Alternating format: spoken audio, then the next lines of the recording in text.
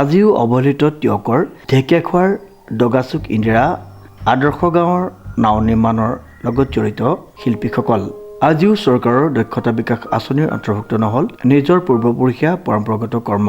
উল্লেখযোগ্য যে কৃষক সমাজৰ অন্যতম প্ৰয়োজনীয় সম্পদ নাও নিৰ্মাণ কৰি জীৱন জীৱিকাৰ পথ সুগম কৰা টিয়ক ঢেকীয়াখোৱাৰ দগাচুক অঞ্চলৰ এইসকল শিল্পীয়ে আজিও নাপালে চৰকাৰী কোনো সা সুবিধা। আমাৰ পিতৃ পিতামহৰ দিনৰ পৰা আমাৰ এই কৰ্মটো ইজনৰ পিছত সিজনে শিকি লৈছোঁ। শিকি লৈ আমি এই কৰ্মটোকে কৰি যেনেধৰণে পেট প্ৰৱৰ্তন কৰি আছোঁ। আমি 2004 চনতে ইয়ালৈ অহা হৈছে। গৰাখহনীয়াই আমাৰ বানপানীয়ে সকলোখিনি মানুহ উটাই লৈ গৈছিলে। সেই তেতিয়াই আমাক চৰকাৰে এইকণকে সুবিধা দিলে, কিন্তু খেতিপথাৰ নাই, অন্য ব্যৱসায় নাই। এইটো ব্যৱসায় আমাৰ পুৰণা ব্যৱসায় আছিলে। এই ব্যৱসায়টোকে কৰি আমি যেনেধৰণে আজি পৰ্যন্ত পেট প্ৰৱৰ্তন কৰি আছোঁ বুলি পেলাই আমি ক'ব পাৰোঁ। চৰকাৰী সুবিধা আমি আজিলৈকে একো পোৱা নাই।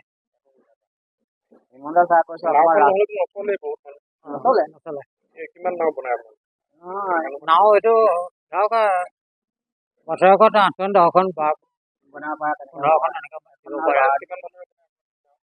গাঁৱত শতকৰা আপোনাৰ 15-16 আছে। 15-16 বাকী মৃৎশিল্প কৰে মহিলাসকলে।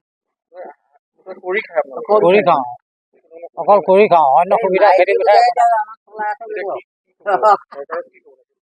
চৰকাৰক আমি এইটো অনুৰোধ জনাম আৰু আমাৰ এতিয়া নাই খেতিপথাৰ, মানে এই মৃৎশিল্পটো প্ৰায় মৰি গৈছে, আমাৰ এই নাও শিল্পটো প্ৰায় মৰি গৈছে।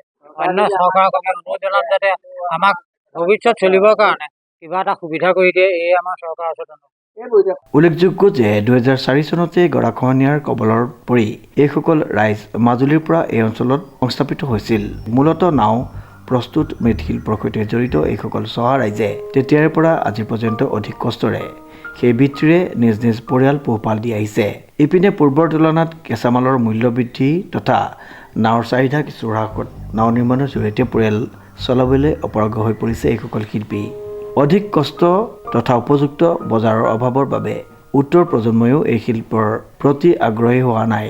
ইপিনে চৰকাৰখনে দক্ষতা বিকাশৰ নামত বিভিন্ন আঁচনি ৰূপায়ণ কৰি কোটি টকা ব্যয় কৰিছে যদিও অসমীয়াৰ চহা এই ঐতিহাসিক শিল্প জীয়াই ৰখাৰ ক্ষেত্ৰত আজিলৈকে একো ব্যৱস্থা গ্ৰহণ কৰা নাই বুলি অভিযোগ তুলিছে শিল্পীসকলে।